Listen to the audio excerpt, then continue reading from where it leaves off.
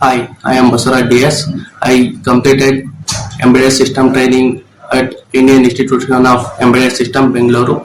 In this training, I learned a lot of things. I improve my basics and practical skills in C programming, C++, and DSA microcontroller, and also in communication protocols like that I2C, UART, and SPA.